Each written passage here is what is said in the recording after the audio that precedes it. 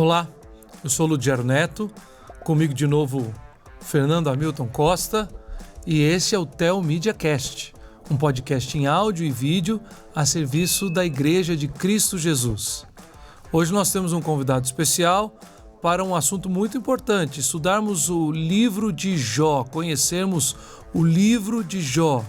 Mas logo depois da vinheta a gente vai dizer para você quem está aqui e vamos continuar esse assunto que é fundamental para a Igreja de Cristo Jesus.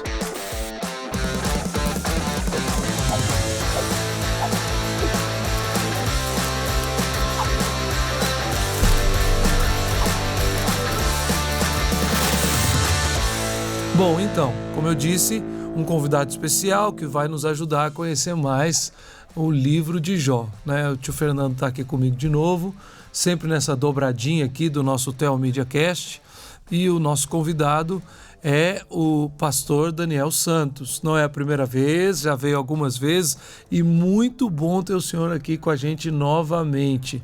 Daniel, obrigado pela sua participação conosco nesse dia. Obrigado, eu que agradeço. É uma alegria estar de novo aqui nessa mesa. Ótimo. Então eu já disse para o nosso pessoal, antes da vinheta, eu já avisei, nós vamos estudar o livro de Jó. E mais especificamente, pastor Daniel tem um estudo nessa área, ele é doutor em Antigo Testamento, né? Além de ser o pastor da Igreja Presbiteriana de Santo Amaro, professor do Mackenzie, do Andrew Jumper, do seminário JMC. E um dos projetos de trabalho, de pesquisa do pastor Daniel foi transformado em um livro que é publicado pela editora Cultura Cristã, que é esse livro Integridade Apesar de Tudo. É um estudo, um comentário bíblico, Daniel. É um estudo, um guia de estudo no livro de Jó. Daniel, conta um pouquinho sobre esse livro para a gente, o que ele é e qual é a utilidade dele para a Igreja de Cristo Jesus. Isso, você tentou vários nomes aí, mas é quase isso, hein? Como tem uma tarja no topo dele, trata-se eu chamo de um guia interativo. É um livro que tem espaço para a pessoa não só ler o conteúdo, mas registrar ao longo da leitura do livro momentos em que ela aprendeu alguma coisa com a leitura bíblica, dúvidas que surgiram. E então eu tive essa ideia junto com uma equipe de criar o que a gente chamou de guia interativo. Então é um livro que tem sessões para preencher antes da leitura, tem sessões para preencher depois da leitura do texto bíblico e do texto no livro. E tem até uma palavra cruzada, né, no final de cada trecho, para a pessoa voltar e ao encontrar uma palavra, já são palavras pré-determinadas, né, que resumem o que é importante naquele capítulo lido. Então, esse foi um projeto voltado inicialmente para mulheres, porque eu descobri, Neto, que nenhuma crítica aos homens, mas eu tenho visto que as mulheres, quando pegam um livro para ler, elas não pegam 4 de uma vez, ela pega e vai até o fim. Não entendi. Então, sim, de fato, muitas mulheres pediram, né? A gente queria um material que acompanhasse a leitura que a gente faz. Então, várias pessoas deram dicas, eu depois de preparar, eu apresentei para várias pessoas, incluindo, né, mulheres também, e foi daí que surgiu essa ideia. Então, não é um livro voltado para teólogo, para pastores, né? Embora se a pessoa ler o conteúdo dos comentários, ele vai poder tirar, tem sermões prontos, né, em cada um dos capítulos, né? Mas o objetivo principal não era esse, né? Era colocar na mão de uma pessoa leiga uma ferramenta que auxiliasse a leitura da Bíblia e naquela leitura ela tivesse onde registrar de maneira organizada, né, aquilo que ela ia aprendendo na medida em que ela lia o livro. Então, esse é o projeto do livro. Sim, e a pergunta que está aqui na minha garganta, né? Por que o livro de Jó? Esse foi o primeiro, ainda é o único. Já tem outros livros bíblicos que você escreveu dentro dessa série?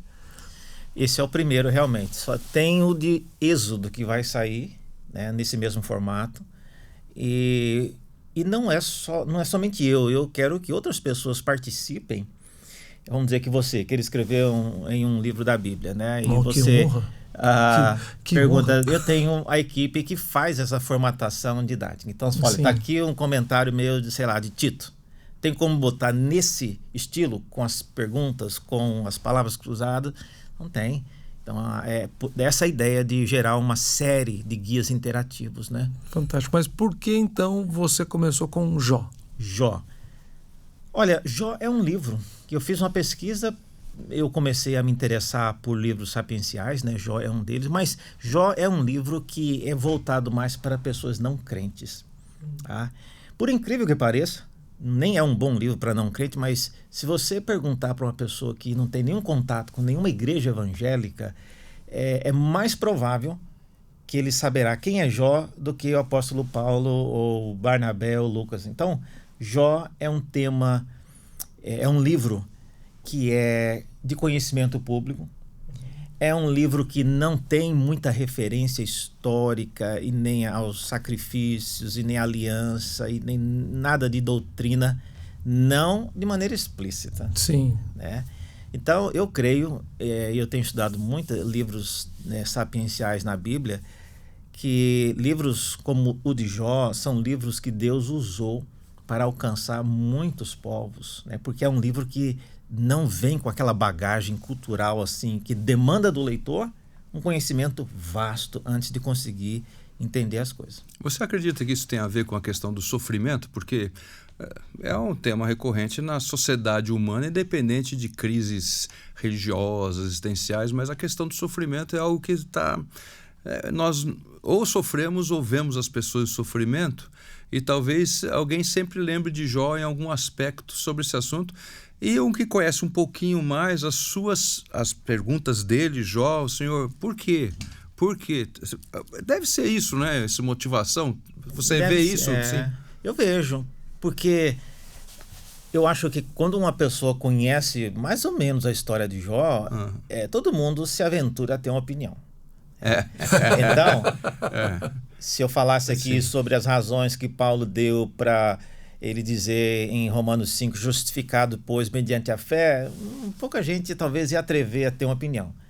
Mas se eu falar que teve uma pessoa que era justa e de repente Deus matou os 10 filhos dele, opa, aí isso já levanta uma curiosidade.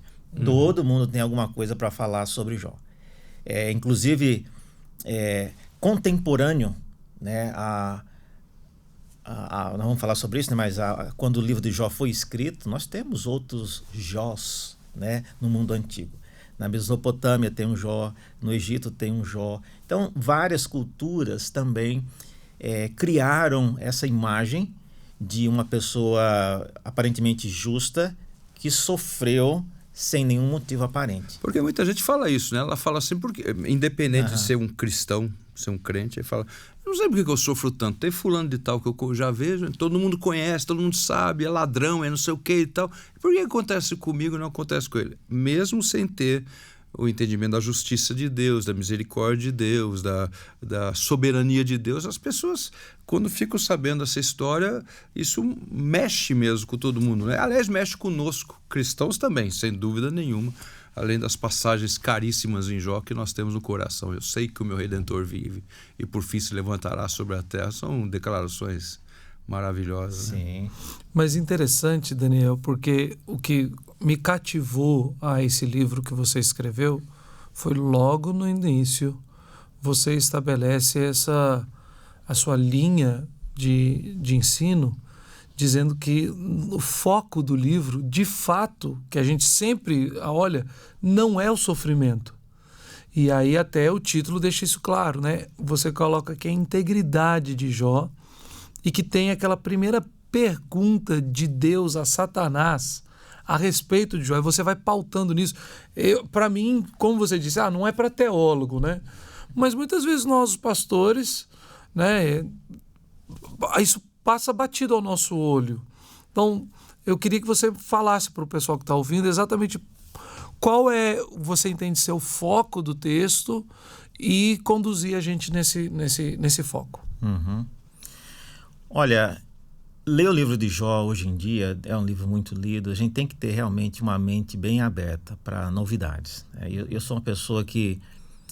eu morei fora do Brasil um tempo, então eu tive que aprender outra língua. Então a gente acaba perdendo um pouco aquela leitura viciada em uma versão, né? Então isso ajuda a gente a ler coisas, esperando coisas novas. E uma coisa que me chamou a atenção, Neto e Fernando, foi exatamente isso. Olha, tem uma pessoa que perdeu de maneira trágica 10 filhos no mesmo dia. E praticamente na semana seguinte ele é diagnosticado visivelmente com um quadro terminal, né? Lá fala tumores malignos da ponta dos pés até a cabeça.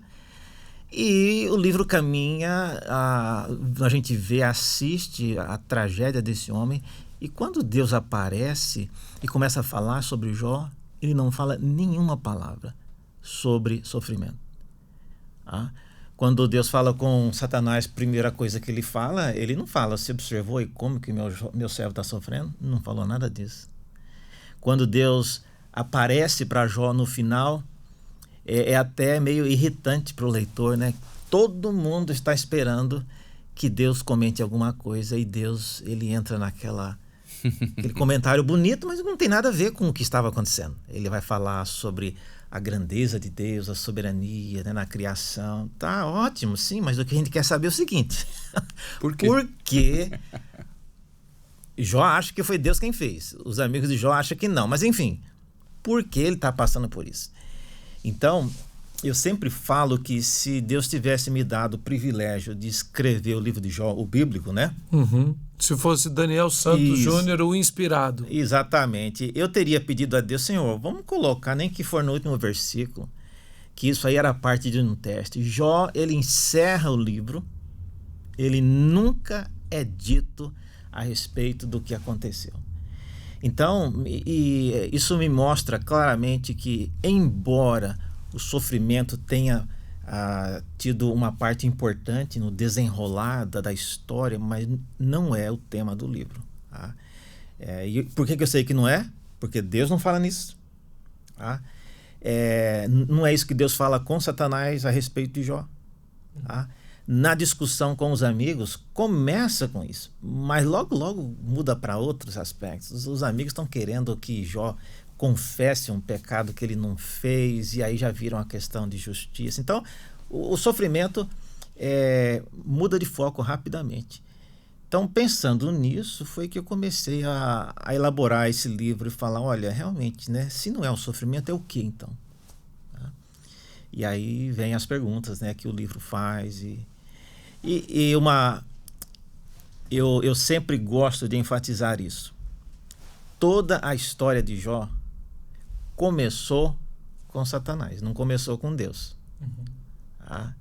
Então, quem cogitou, quem fomentou a provar e testar Jó foi Satanás, não foi Deus. E ele não foi pedir autorização de Deus para provar, né? Porque essa é um debate, né? Que Satanás foi pedir para o Senhor, dá licença que eu quero testar do Jó. Né? Isso, exatamente. A Bíblia fala isso, né? Que Satanás tem um encontro que é relatado lá em Jó no capítulo 1. A gente não sabe exatamente que encontro era esse, que participava os filhos de Deus, porque em Jó, capítulo 38, versículo 6, fala que esses filhos de Deus, eles estavam, quando Deus criava os céus e a terra, eles estavam lá assistindo e rejubilando. Então, a gente deduz que em Jó, pelo menos, filhos de Deus é uma referência a seres angelicais. E daí porque Satanás estava no meio deles. O que era essa reunião, a gente não sabe. Aí Satanás estava lá e é nessa reunião que surge, então, a proposta, né, de Satanás de colocar à prova aquele que foi apresentado como uma pessoa reta, íntegra e temente a Deus. Né? E aí está, né? Eu também não fui convidado para escrever o livro e também não sou Deus, mas se eu fosse Deus nessa hora, eu falaria a Satanás, olha, eu estou te dizendo que Jó é reto e íntegro. E não preciso falar mais nada. Né? Você quer que eu teste ele ainda para ver se é? Então, O teste é totalmente dispensável, tá? Porque se Deus já disse que era, tá? Então por que o teste? Então eu acho que o primeiro a dizer não, eu não vou testar, seria o próprio Deus. Então, por muitos meses, enquanto escrevendo esse livro, eu tinha dificuldade de dormir até, pensando por que Deus aceitou fazer esse teste. Não precisava. Satanás não ia mudar de opinião a respeito de Jó se Deus mostrasse e testasse. Não. Mas há um paralelo com o Deuteronômio 8, quando o Senhor fala assim: eu vos fiz atravessar no deserto, para vos provar, para ver onde estava o vosso coração. Poderíamos fazer talvez uma ligação assim, não para provar Satanás, mas o Senhor Deus, como fez com Paulo, né, que pede para tirar o espinho na carne, ou com o povo atravessando o deserto e outras coisas. Talvez alguma coisa pudesse ser trabalhada em cima disso. Até porque no final do livro existe aquela constatação clássica de Jó, né? Que eu conheci o Senhor só de ouvir falar, né? Uhum. Então, tipo assim, aparentemente para o leitor há um crescimento, uma declaração de edificação, de entendimento melhor de quem é Deus, dos seus planos. Então, só corroborando com a pergunta de Fernando, que eu acho que essa pergunta também está no meu coração. Então, se a gente aceitar isso... Pronto, vamos lá. Então, o que Deus disse no início do livro, que Jó era uma pessoa reta, íntegra, temente a Deus e que se desviava do mal. Tá? Em nenhum lugar do livro Deus falou, só que tem um problema, ele ainda é meio imaturo, ele precisa aprender, ele precisa ainda... crescer, né? Ele ainda é meio arrogante. Ele não é um homem maduro, pai de 10 filhos, um sábio da sua terra, né? Não, assim, a respeito, eu já vi gente dizendo isso. Jó passou por isso, ele precisava receber uma enquadrada de Deus, assim, para colocá-lo ele no lugar, porque, né? Até chega no ponto onde ele diz, né? Eu te conhecia só de ouvir, mas agora meus olhos te veem e eu me arrependo. E aí eu estou chegando nesse ponto para dizer que do que Jó se arrependeu? Jó não pode se arrepender. Por quê? Porque se ele arrepender do que ele falou, das coisas que ele disse, nós vamos causar um problema para Deus, porque Deus apostou tão alto em Jó, falando que ele era uma pessoa reta, íntegra, temente a Deus, e no caminhar do teste, Jó acabou falando coisas que Deus falou, olha, eu não devia ter falado aquilo dele. Eu falei tão bem dele, mas eu não estava esperando que ele ia se tornar tão irritado com o teste. Eu sempre comparo o livro de Jó com a gente tem aqui no Brasil, né, aquelas pegadinhas. Né? O Silvio Santos coloca alguém numa situação... Só que quando a pegadinha começa a dar errado, a pessoa começa a irritar, o que acontece? O pessoal da produção vai lá e intervém, né? Imagino que a gente não vê, né? Porque tem vários que nem foram apresentados, porque deve ter tido muita irritação, né? E eu imagino que, eu fico pensando assim, o caso de Jó é semelhante, só que a produção nunca apareceu para falar, olha, Jó... E Jó começou a falar coisas graves. Mas não pode ser que Deus sabia aquela pedra bruta que estava na frente dele, por causa disso que declara integridade. Isso é um diamante que precisa ser lapidado, mas ele está afirmando, Deus afirma, que ele realmente é íntegro, tudo aquilo que já foi falado logo no começo, e o Senhor fala, agora eu vou trabalhar em cima dele. Então não é que ele precisava ser mais íntegro ou mais maduro, como nós falamos, mas Deus já conhece a essência do homem, há coisas que precisam ser sempre trabalhadas. Talvez seja por aí. Eu acho que se eu fosse falar sobre isso, eu pensaria por aí, né? Não necessariamente negaria, né? Porque também há a declaração no final, onde diz que em nada Jó, o Senhor não achou culpa em Jó em nada do que ele fez, mas os amigos sim, e que só foram preservados porque Jó intercedeu por eles, né? Então, esse é o ponto que eu ia pegar. Desculpe. Quem não conhece o livro e vai lendo o livro de Jó, olha, tem hora que eu acho que o que os amigos estavam falando era mais sensato do que o que Jó estava falando. Jó, ele, embora o Novo Testamento fale sobre a paciência de Jó, um termo grego que pode ser também perseverança. No livro eu falo que Jó não é uma pessoa paciente. Já no capítulo 3, ele amaldiçoou o dia que ele nasceu, e dali para frente ele vai ficando muito nervoso. E ele pede para que Deus levante a mão e acabe com ele, e eu vou falar com irritação. Isso, palavras de Jó. Ele chama a Deus de o espreitador dos homens, por que não me deixas em paz? Então, Jó está muito irritado. Então, por causa disso, eu pensaria, no final, eu imagino a cena, depois de Jó ter falado tudo que ele falou, de ter acusado Deus de ser o autor disso tudo, e os inimigos falando que, os amigos, né, falando não é de jeito nenhum, aí Deus aparece. Eu acho que os 3 amigos, Elifaz, Bildade e Zofar, deviam estar lá já agora esperando. Agora, Jó, você vai ouvir o que você não queria, né? Deus vai comprovar tudo que a gente falou, exatamente. Né? E essa era a hora. Se Jó tivesse realmente exaltado, falado mais do que ele devia. E eu, pessoalmente, acho que ele falou mais do que ele devia. Mas se Deus não achou que não, gente, então quem sou eu para... né? Então, tem coisas que Jó disse no livro, né? Maldito aquele que celebrou o dia que eu nasci. E são coisas pesadas para falar. E quem é que escolheu o dia que você nasceu? Foi Deus. Maldita a mão que cuidou de mim no dia que foi tirado do ventre da minha mãe. Gente, que, aliás, a Bíblia proíbe fazer isso. Exatamente. A Bíblia tem outra passagem que proíbe você amaldiçoar o dia do seu nascimento. Se eu fosse Deus falando, não, Jó, peraí, aí você está apelando, né? Mas não tem isso. Então, quando você chega no final, e aí tem a palavra que Deus fala, né? Que o Fernando mencionou aí, que Deus chamou, ele faz e disse, olha, a minha ira se acendeu contra vocês, porque aquilo que vocês falaram não era justo, como o meu servo falou. Tá? Então, e ainda tem mais, o que vocês falaram de mim. E se eu fosse Jó, eu perguntaria, Senhor, e o que eles falaram de mim? Será que era justo? Mas Deus também não entrou nesse detalhe. Então, esse é o grande dilema. O que é importante, só um parênteses aqui, é muito importante para quem está nos ouvindo, porque o texto bíblico ele não deve ser tratado por elucubrações, por adivinhações, por achismos.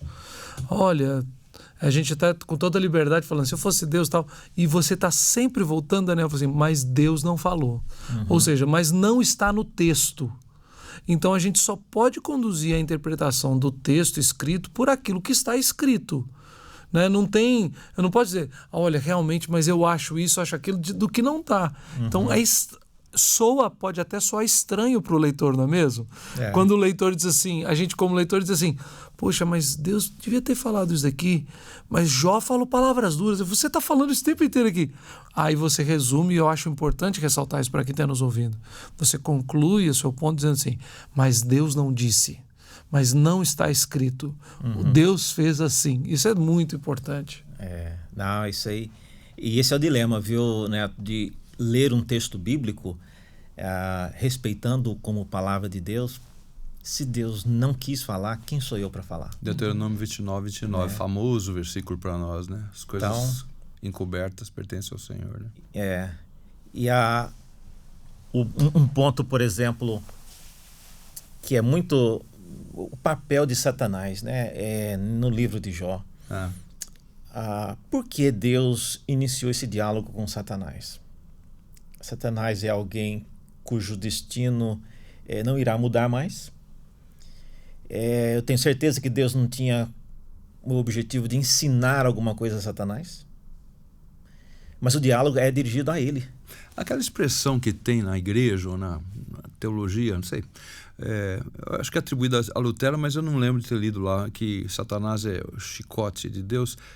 Será que vem especificamente disso aqui ou das outras tentações com Jesus e tal? Você tem uma informação sobre isso, uma opinião sobre isso? Não, eu não conhecia essa eu já vi dizendo que Satanás é o chicote, de Deus, chicote, né? Na mão de Deus. Deus usa Satanás, né? Então, parece realmente verdade. Agora, a trama do livro de Jó, o papel de Satanás é um papel meio estranho. Por quê? Porque na conversa de Deus com Satanás, Deus afirma que Jó ele é reto e íntegro. Interessante, um parênteses aí, essa frase, um homem reto, íntegro, temente a Deus e que se desvia do mal, nunca foi dita a Jó pessoalmente. Ele nunca soube disso. Tá? Deus sempre falou para Satanás, falou para outras pessoas, mas para o próprio Jó nunca foi dito isso.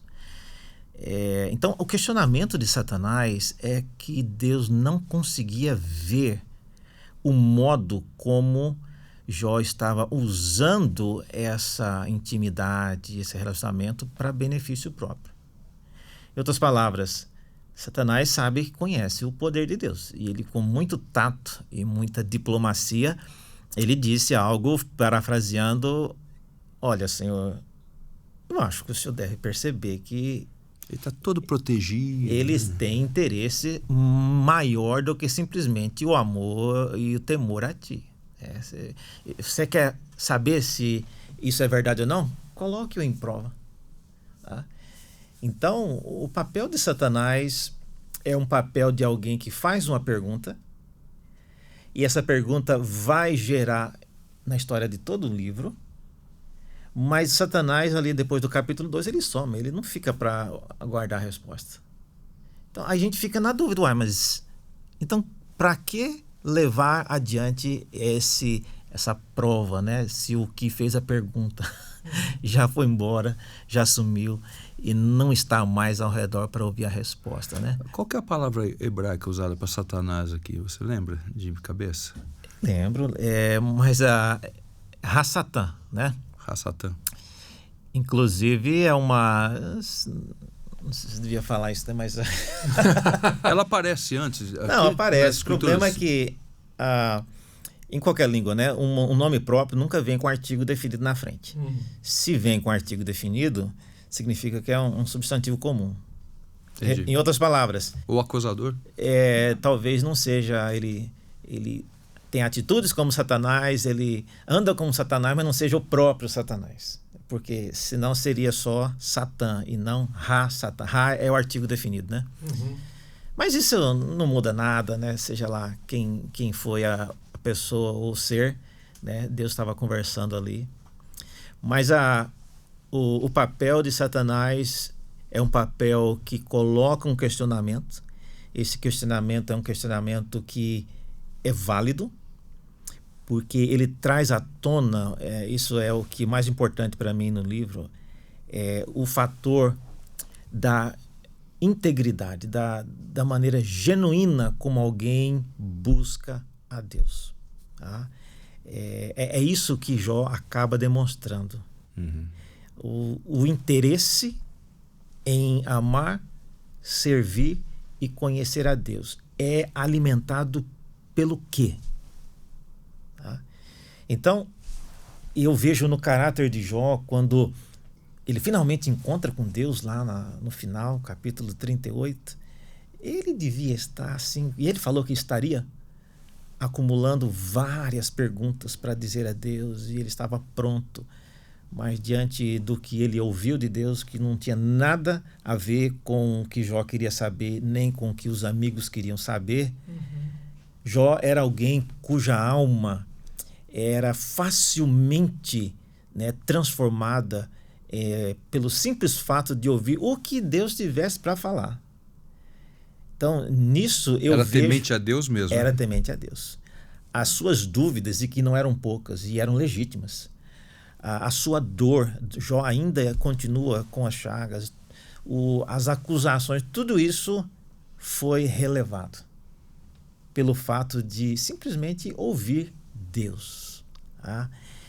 E hoje eu acho que tem muitos jovens por aí, inclusive, que andam com muitas perguntas, e eles vão escolher a igreja dependendo se o pastor conseguir responder as perguntas que ele tem, né? E geralmente são perguntas que nos últimos 10 séculos ninguém conseguiu responder, e ele quer que você responda ali ao sair da igreja, cumprimentando o pastor. Me fala aí, o que é isso? E até dentro daquilo que você fala, nessa ilustração, né? Nessa contextualização, muitos desses jovens questionam até o caráter e integridade do pastor, se eles já leram os livros que eles leram, se têm o posicionamento exatamente como eles, que são jovens, que estão em formação e não submetem nem à autoridade de um pastor, de um conselho, né? Mas que eles se acham em total autoridade por causa do suposto conhecimento que eles têm. Daniel, seguinte, vou dar um break aqui, porque a gente está caminhando muito bem e vou voltar um pouquinho, tá? Tá bom. Existem perguntas básicas de interpretação, de conhecimento a respeito do livro de Jó, e que lá no comecinho você falou, quis entrar e falou assim, não, mas nós vamos falar isso aqui ao longo do tempo. Eu queria que a gente voltasse um pouquinho para depois caminhar para questões mais amplas, uma teologia bíblica, cristologia do texto, mas vamos voltar lá no comecinho. De repente quem está ouvindo a gente está assim, esperando isso. Quem escreveu esse livro? Uma pergunta que foi feita aqui antes da gente começar nos bastidores, alguém virou e falou assim, será que talvez esse foi o primeiro livro a ser escrito? O primeiro livro bíblico que realmente foi redigido? Dá para a gente um pouquinho desse contexto histórico do livro de Jó e até mesmo voltando um pouquinho, cutucar também o gênero literário, porque você falou de literatura sapiencial, para as pessoas que estão nos ouvindo entenderem o que é isso, e a gente tentar quebrar um pouquinho essa barreira de algumas perspectivas que querem colocar Jó como uma história, antigamente, né, a gente tinha a história com E, né? Como uma história, como uma parábola, um conto, mas não como uma figura real. Quer dizer que hoje é você que está pedindo as referências. Sou eu que estou Tá pedindo bom. as referências. Tá bom. Essa parte é do tio Fernando. Eu estou tomando a parte dele aqui, mas fica tranquilo que o nosso acerto é o mesmo. Daniel, primeira coisa, quando foi escrito esse livro? Quais são as datações? Temos isso? O livro de Jó, como vários livros, não tem um autor declarado. É um livro, talvez o mais antigo mesmo. Mais antigo do que Gênesis. Tá? O livro, não os história. eventos. Certo. Os eventos aconteceram depois de Gênesis 1, lógico. Pensando que o Gênesis 1 foi registrado por Moisés, então talvez o livro de Jó foi escrito antes dos dias de Moisés. É isso que você está argumentando, né? O livro, O livro. Por quê? O capítulo 3 em diante de Jó, quem conhece Jó em hebraico vai ver que é como se você pegasse um trecho de um livro e, vamos imaginar em português, você tem do capítulo 3 até o 42:6 um português de Camões. Tá? E os capítulos de 1 e 2 já é um português do Neto, assim, por exemplo, né? Nossa, excelente, hein?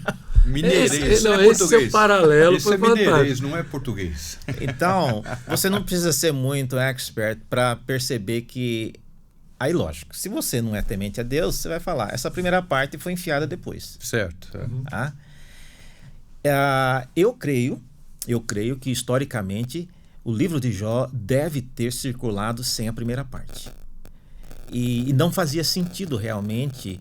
Por quê? Porque essa primeira parte tem informações muito específicas que vem de um local que ninguém saberia a menos que tivesse sido revelado por Deus, que é a conversa entre Deus e Satanás. Quem mais soube disso?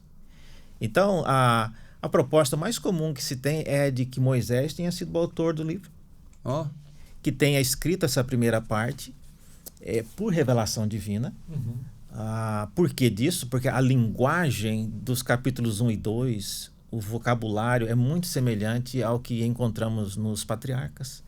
Lá no final do livro de Jó, quando se diz que os amigos lhe trouxeram dinheiro, a expressão lá em hebraico para dinheiro é a mais comum no período patriarcal. Então, alguns deduzem disso que Moisés teria sido a pessoa. E porque era alguém que tinha contato com Deus. Então, eu imagino sempre, quando dou palestra sobre isso, eu até brinco. Eu acho que quando Deus terminou de dar a lei para Moisés, ele deve ter perguntado, Moisés, você tem mais 5 minutinhos aí? Você lembra daquele personagem Jó? Lembro, coitado. Não, coitado não. Tem que contar uma parte que ninguém sabe. Né? Jó, aí Deus teria feito, né, contado esse começo. Então, existe cópias, né, manuscritos do livro de Jó que não tem essa primeira parte. Começa já do capítulo 3. né? E vai até o capítulo 42:6, antes de ter a repreensão de Deus às palavras dos amigos. Então, o Jó, né, que é o miolo de Jó, ele tem um outro significado se você não colocar a introdução e a conclusão. Então, eu creio que o livro de Jó, como nós o temos hoje, ele é contemporâneo a Moisés, e a obra é realmente talvez uma das mais antigas. Tá? O episódio de Jó, eu creio que é antes de Noé. Por quê? Porque não há nenhuma referência em todo o livro de Jó a absolutamente nenhum evento bíblico, exceto um, que é Jó mencionando no capítulo 31, versículo 35, ele diz: se como Adão eu escondi os meus pecados, então ele conhecia a história de Adão. Mas antes disso também não tinha mais nada quase, né? É verdade. Então, ou quem escreveu Jó não conhecia porque ainda não tinha passado muita coisa, ou não queria incluir nenhum dos eventos, como os patriarcas, como o dilúvio, como lei mosaica, os reis de Davi, os salmos, linguagem profética, nada disso aparece, né? Então, essa é uma das razões porque as pessoas comumente, comentaristas, dizem que o livro de Jó é um dos mais antigos, por causa disso. A sua segunda pergunta sobre literatura sapiencial, olha, os livros chamados sapienciais são 3, né? Provérbios, Eclesiastes e Jó. Cantares, não. Não. Cantares ele já é um gênero muito específico, né? Ele é um cântico. E 1 Reis, capítulo 4, versículo 30, fala que Salomão escreveu, na verdade, 1.005 cânticos. Nós temos na Bíblia 1. Tá? E basta também, né? Imagina um livro de Cantares, se tivesse mais uns 15 desses na Bíblia. Então, mas 1.005, a gente... Cânticos. Eu tenho aquela expectativa escatológica, né? No céu nós teremos o prazer e o privilégio de ouvir os cânticos de Salomão. Né? Tempo nós vamos ter. Tempo, sem dúvida. Não, nós não vamos ter tempo, né? O tempo não vai existir mais no eterno. Então, eu acho que o Cantares é um estilo próprio, então ele não aparece a palavra sabedoria em Cantares. Então, são esses 3. E uma característica bem rápida do que são livros sapienciais, são livros que lidam com não é que falam de sabedoria, são livros que apresentam a sabedoria como sendo um personagem, tá?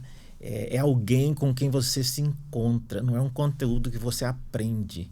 Não no conteúdo de Sofia, né? Porque há até uma adoração a Sofia nos dias de hoje, não sei. É claro que não, né?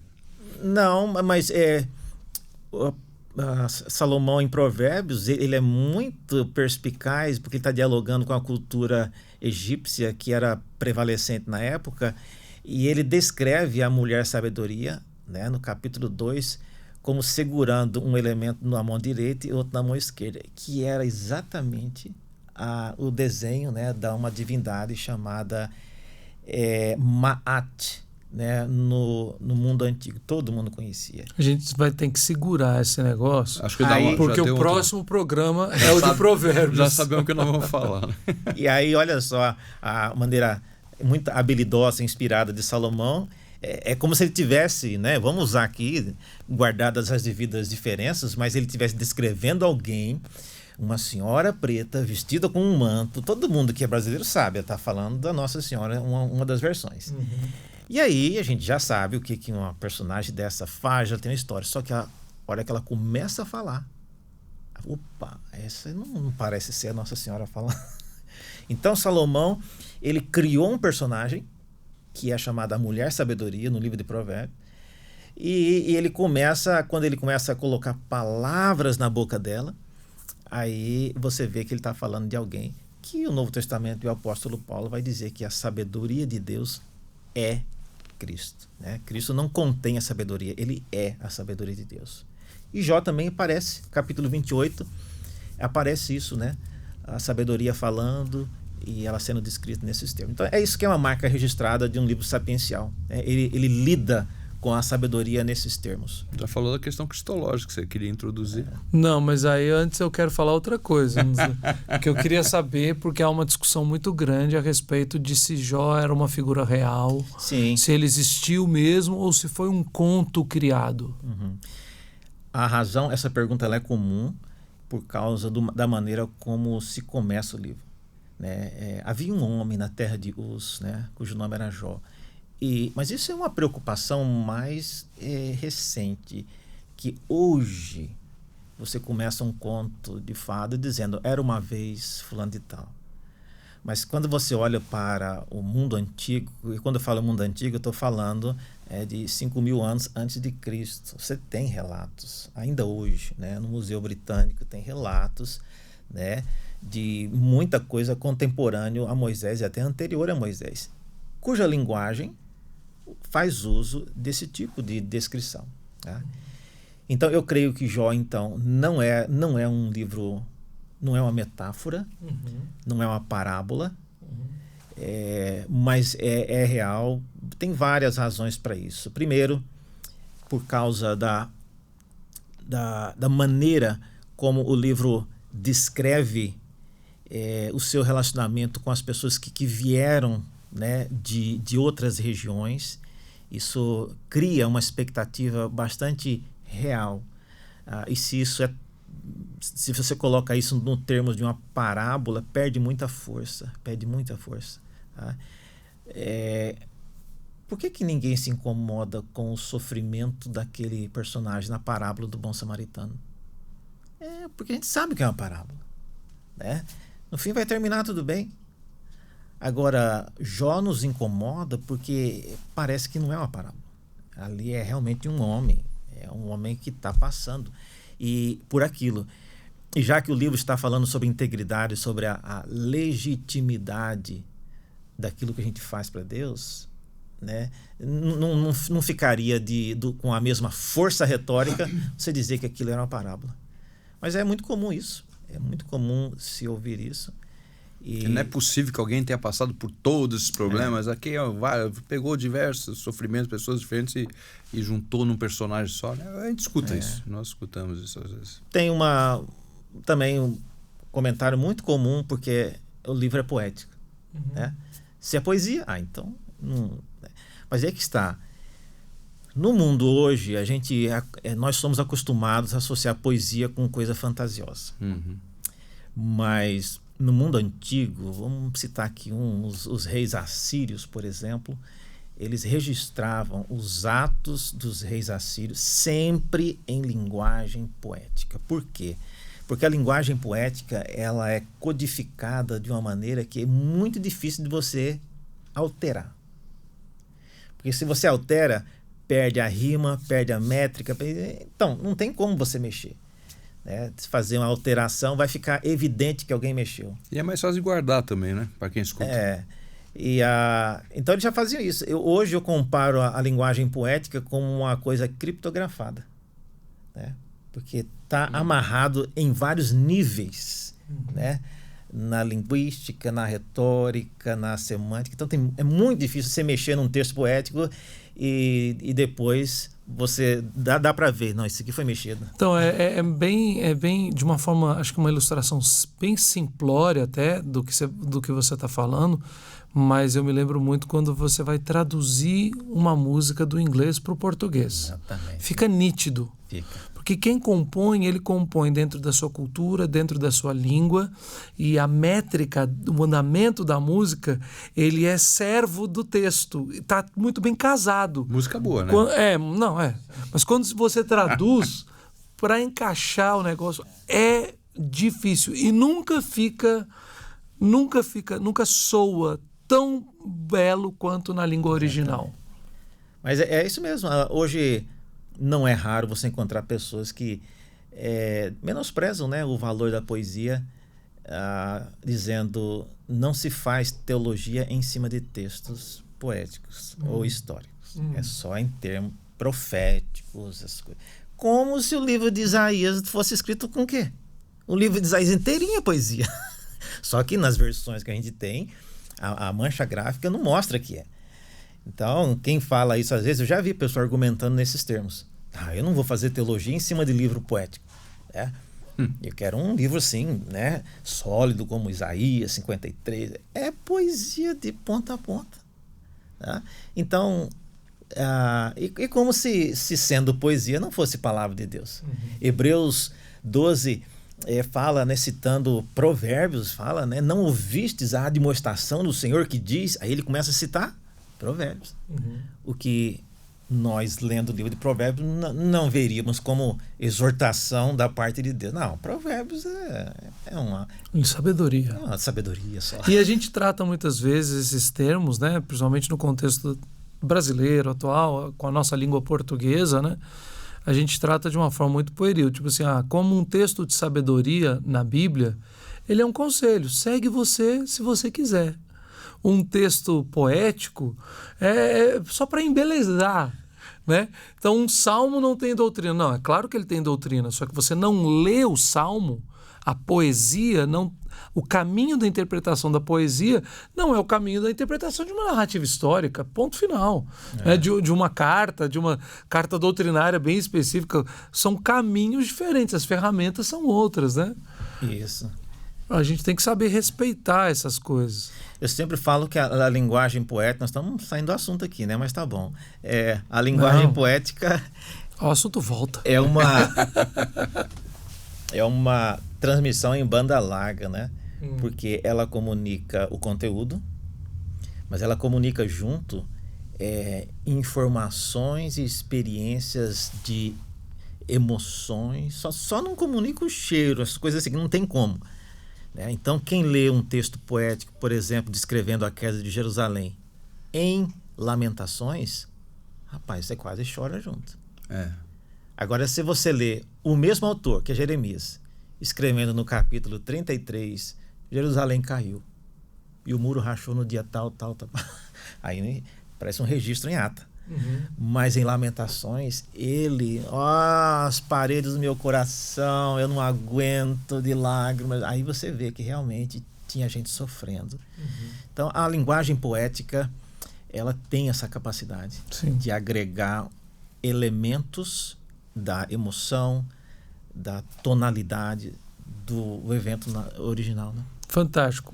Para lembrar o nosso ouvinte, a gente já deixou bem claro aqui, o reverendo Daniel já deixou bem claro aqui, que Jó não é poético, é linguagem sapiencial, ok? E já explicou um pouco do que é a linguagem sapiencial. Bom, uma das coisas que mexe com o meu coração, até pelo fato de ser pastor e pregador, a gente tem aquela busca constante, né? Como é que eu prego esse texto para a igreja de hoje? Qual é a relação de um texto tão antigo? Então, nós falamos aqui da possibilidade de ter sido o texto mais antigo a ser redigido, o livro mais antigo. Qual a relação com a igreja de Cristo nos dias de hoje? Por que um crente no Senhor Jesus deveria estudar Jó? E por que um pastor deveria se dedicar a estudar e pregar o livro de Jó? Boa pergunta, né? Boas perguntas. Obrigado. Eu fico preocupado o dia que algum convidado vai chegar aqui, tio, e vai falar assim, nossa, suas perguntas foram péssimas. Olha, tem várias razões. A primeira, eu diria que o livro de Jó é uma crítica muito incômoda que faz a igreja atual pensar no que nos motiva a entrar numa igreja e adorar a Deus. Jó foi testado, era alguém que não precisava de ser testado, mas ele foi testado exatamente nesse ponto. Satanás queria mostrar que o temor de Jó a Deus não era legítimo, mas ele tinha motivações que eram interesseiras. E às vezes eu me pergunto se as pessoas que estão assentadas na minha igreja, todas têm a mesma motivação de estar ali. Né? A gente vê, né, assiste as pessoas mudando de igreja ou criando critérios para ficar ou não em uma igreja, a ouvir ou não um pastor, e isso me faz pensar na motivação. Então, a motivação de Jó, ela era genuína. Deus permitiu que ele passasse por tudo isso, escolheu não explicar para ele o que estava acontecendo, o que eu acho uma maldade, mas enfim, eu não sou Deus, Deus faz o que ele quer. Então, pelo menos não está registrado. Não de repente, está, o Senhor conversou com Jó em outros momentos que não era para nossa edificação. mas sendo um detalhe tão importante, ele devia ter falado isso, né? Aí volta aquela nossa, aquela que eu falei anteriormente. A importância da gente sempre ler, interpretar, ensinar, meditar no que está escrito. Né?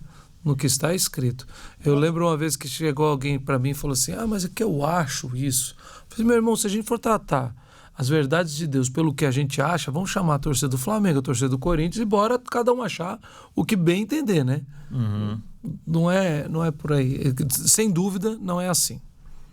Uma outra coisa que eu vejo também, a importância do livro de Jó, né? Todos os livros da Bíblia são para edificação, sim. Mas o Jó tem uma particularidade que nenhum outro livro tem, que são diálogos. Tá? Nenhum outro livro na Bíblia tem esses diálogos tão longos. E diálogo, você tem que saber quando uma pessoa está falando e qual foi a resposta que foi dada, e aguardar se o diálogo não vai terminar naquele dia, né? Você tem que ver onde levou esse diálogo. E eu temo, Neto e Fernando, que as pessoas não têm muita paciência de ler o livro de Jó inteiro. Tá? E quando você lê o livro de Jó inteiro, você começa a ver coisas que a gente não vê nos primeiros 2 capítulos, né?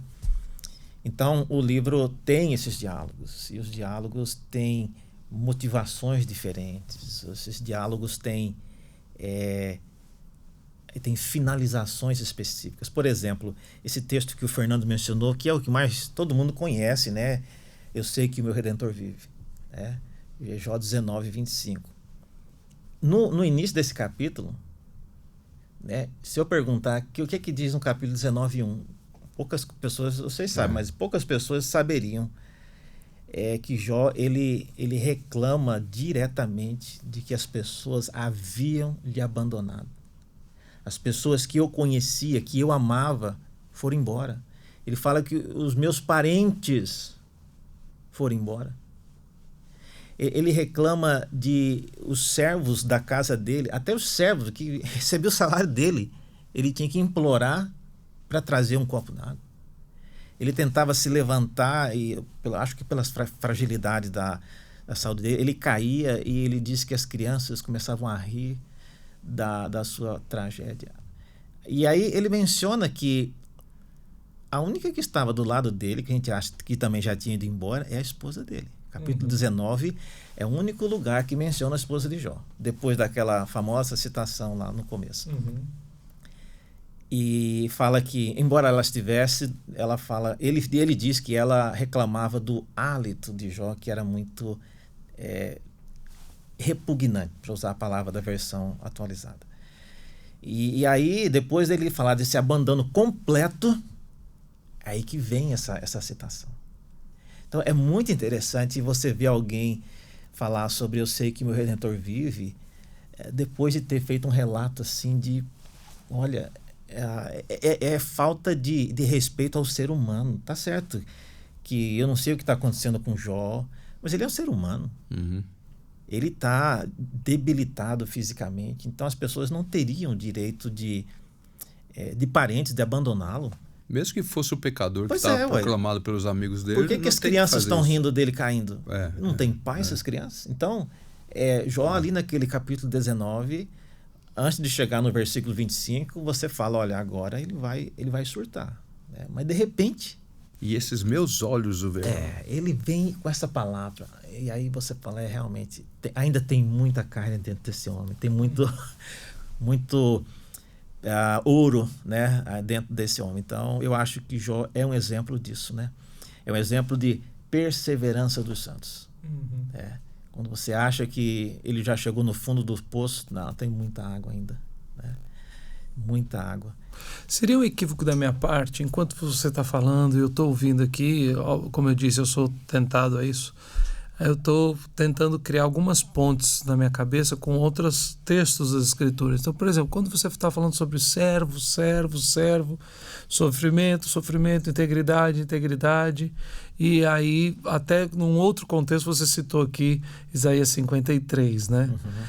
Será que também, como a gente faz muitas vezes em teologia bíblica, mostrando essa sombra, esse tipo, nós poderíamos ver a história de Jó também como uma sombra, algo que aponta para o servo sofredor e que nós sabemos que é a pessoa de Cristo Jesus?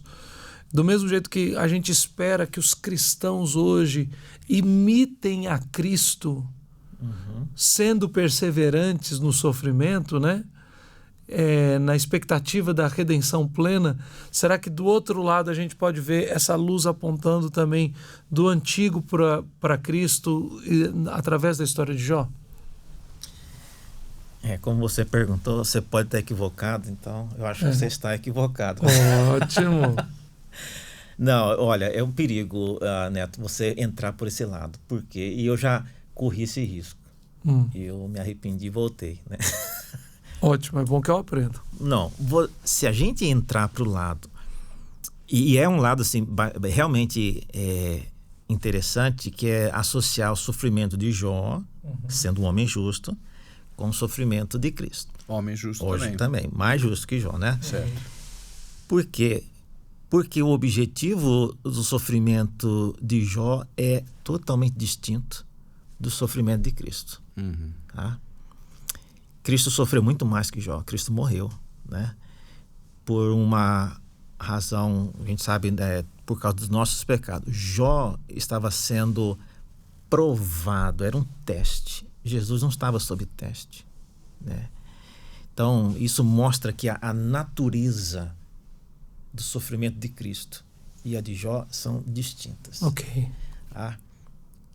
Jesus sabia porque ele estava sofrendo. Jó não sabia, né? Deus estava olhando para o sofrimento do filho.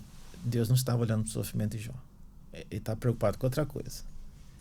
Encontrou com Jó, está falando: Jó, você já viu que a avestruz, como é que aquela coisa do ninho? Então, parece que Deus estava evitando o assunto, né?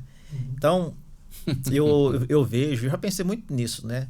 E eu cheguei à conclusão que não é um bom caminho você associar o sofrimento de Jó com o sofrimento de Cristo. Fica mais claro, então, de repente, um paralelo de distinções. Como você acabou de fazer assim, olha, de Jó foi assim, de Jesus foi assim. Tipo assim, são distintos. E aí você mostra que Jó não sofreu nem a metade do que Cristo sofreu. Sim.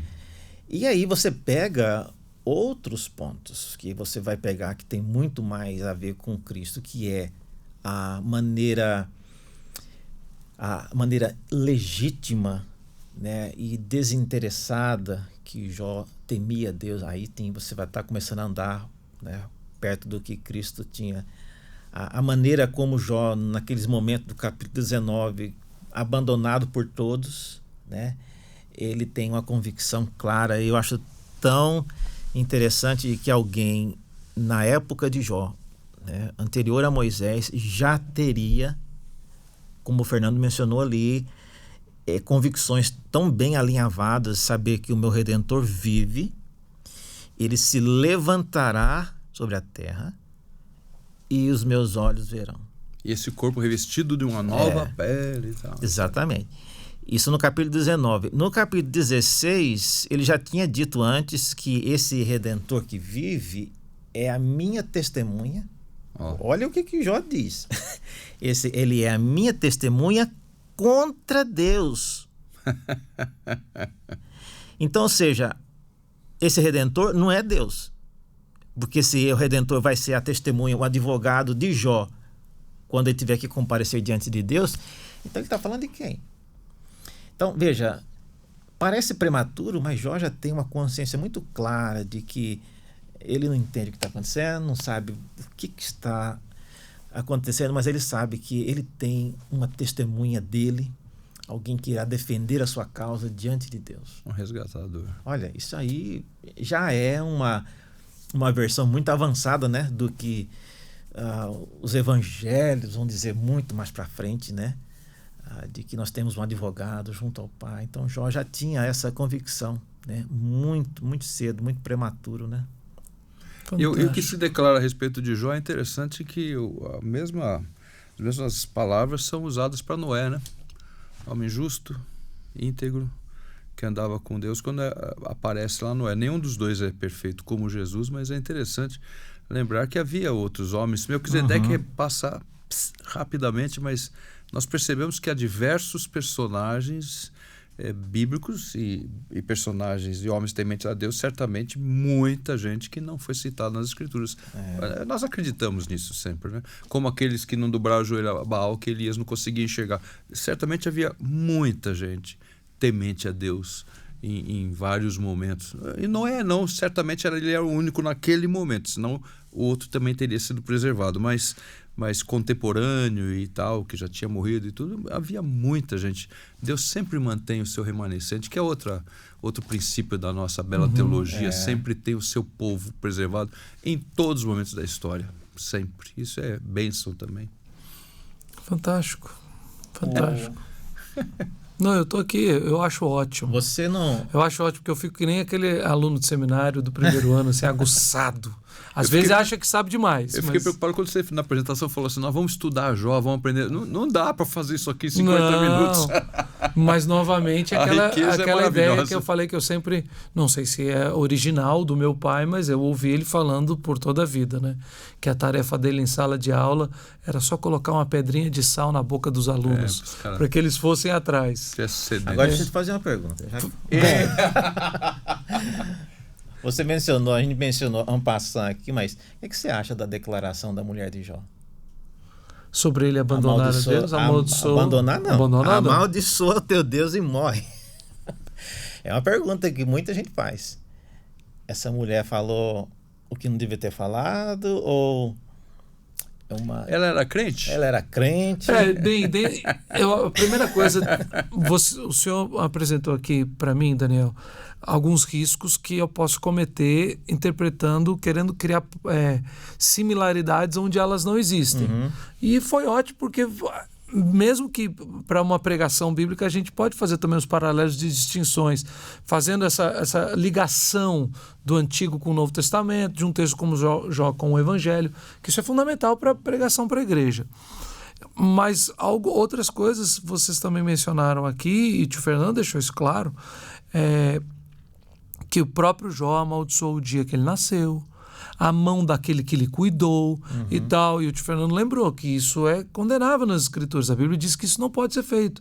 Então essa mulher também diz para Jó, ela não amaldiçoa a Deus e ela diz para Jó fazer isso e Jó não faz. Então não estou dando uma resposta do que é certo e que é errado, porque eu não sei dizer nesse instante, mas um alerta fica para mim, que isso eu sei. A gente tem que tomar muito cuidado de pular de uma afirmação de um personagem do texto antigo para uma contextualização e uma aplicação imediata. Porque a gente escuta muitas pessoas falando que você acabou de falar, tio. Essa mulher nem crente era. Nossa, que mulher era essa? Eu não falei isso. Eu falei que é uma pergunta que tem. Não, mas a gente escuta muitas pessoas afirmando isso. Você não falou mesmo, não. Então a gente tem... São outras alertas de ter muito cuidado com o texto, né? Como eu já ouvi falar que ela falou isso, e agora quase que devolvo a pergunta a você, Daniel. Ela falou isso porque ela viu tanto sofrimento no seu marido que para ela a única coisa que restava a ele, para ele descansar, era morrer. Então que ele deveria, não é um pedido, suicide-se, mas era quase isso. Jó, vão acabar com isso de uma vez? Eu escrevi um texto no meu blog que é exatamente isso, chama Em Defesa da Mulher de Jó. Beleza, ótimo. Um parênteses aqui. Fala pausadamente para quem está nos ouvindo o endereço do seu blog. É o meu nome, né? Daniel Santos Júnior, tudo por extenso, né? .com.br. Daniel, www.danielsantosjunior. E é Júnior ou JR? Júnior. Mas se você digitar no Google Em Defesa da Mulher de Jó, já vai aparecer. Então, fantástico. Mas olha, eu acho, eu creio, né? Eu creio que essa mulher No mesmo dia, ela perdeu 10 filhos. Pois é, não é só ele, né? Para uma mulher perder, não precisa ser 10, não basta um. Sim. O efeito emocional na vida de uma mulher que perde um filho é devastador. Sim. Essa mulher perdeu 10 filhos no mesmo dia. Então, ela já estava, só disso aí, emocionalmente fragilizada. Na sequência, tudo indica, uma semana depois, o seu marido, de maneira inexplicável, aparece com chagas, e o texto descreve como tumores malignos, no corpo inteiro, ou seja, é terminal. Asqueroso, né? Não, o quadro é terminal. Sim. Não é um quadro que... E você não vê nenhum... Não é só uma questão de ser feio, mas é tipo assim...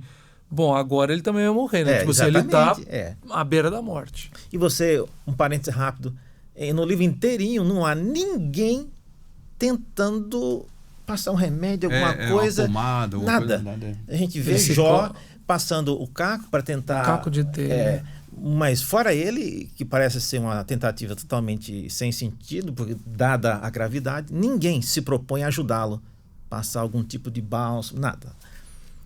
Então essa mulher perdeu os 10 filhos, agora o marido vai morrer na próxima semana, aparentemente. E aí o que podia ser a próxima semana, se Jó fala no capítulo 30 que essas chagas dele demorou meses, a gente não sabe quantos. Eu creio que não chegou a ser um ano, mas não foi algo de 2 semanas. Né?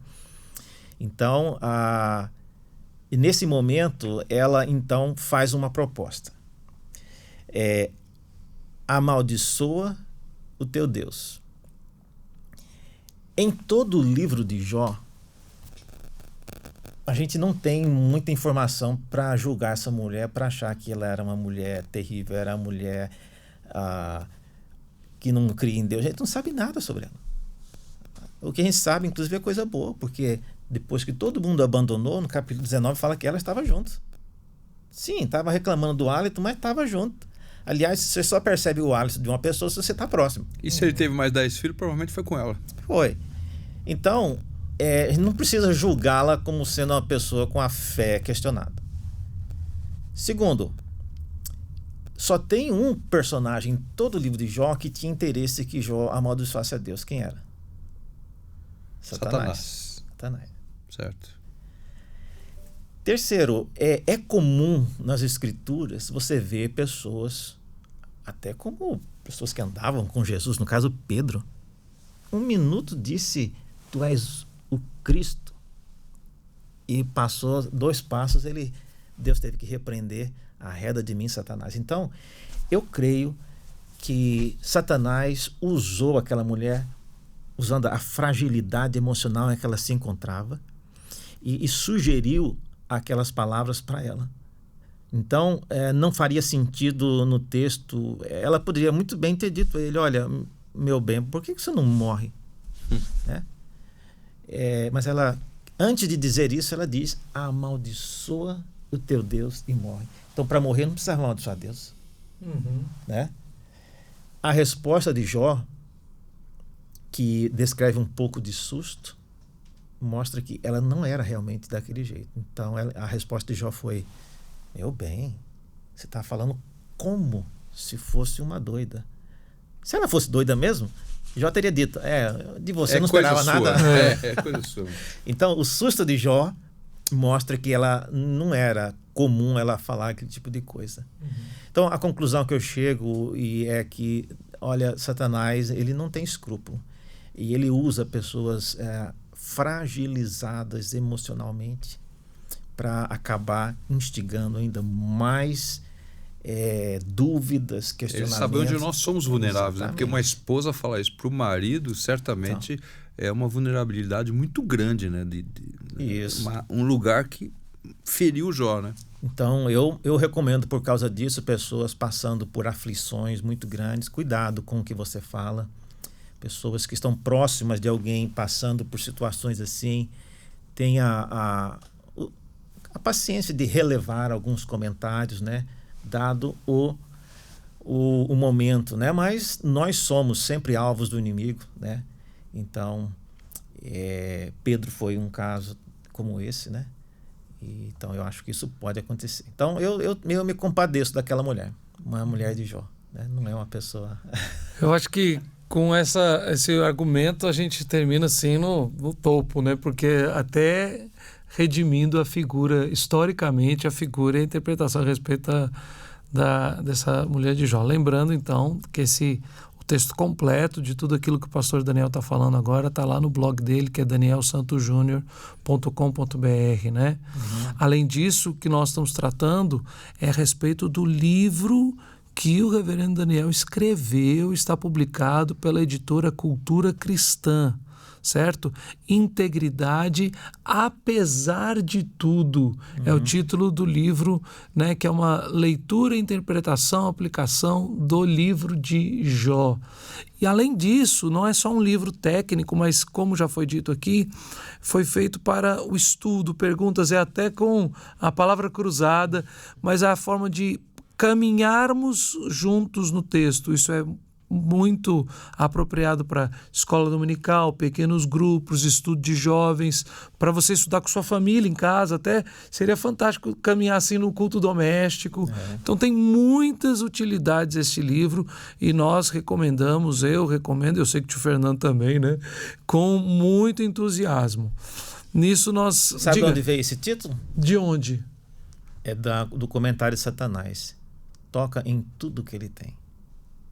Então, por isso, ele manteve a integridade apesar de tudo. De tudo. Eu não esqueço de citar, porque ele falou para nós nos nossos bastidores iniciais que há uma série de estudos que ele fez chamado Quarentena com Jó, não é isso? Quarentena? Isso, Quarentena em Jó. Em Jó. Se você digitar no Google, você acha. Está no YouTube.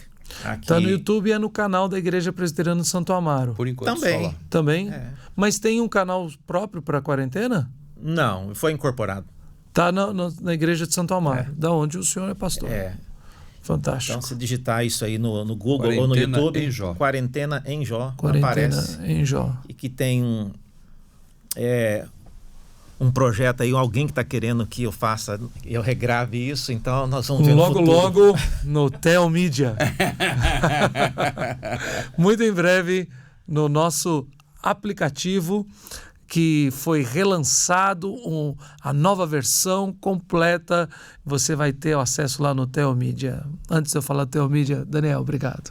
Um prazer. Muito obrigado. Sua presença aqui é sempre um privilégio pra gente. Igualmente. Obrigado, Sem Fernando. dúvida. Obrigado por estar junto com você mais uma vez, Daniel. Valeu, tio Fernando. Até a próxima semana. Estou às ordens. Ok.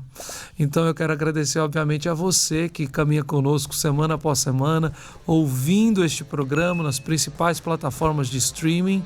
E se você está nos ouvindo e quer nos assistir integralmente, acesse o teomedia.com e baixe o seu aplicativo.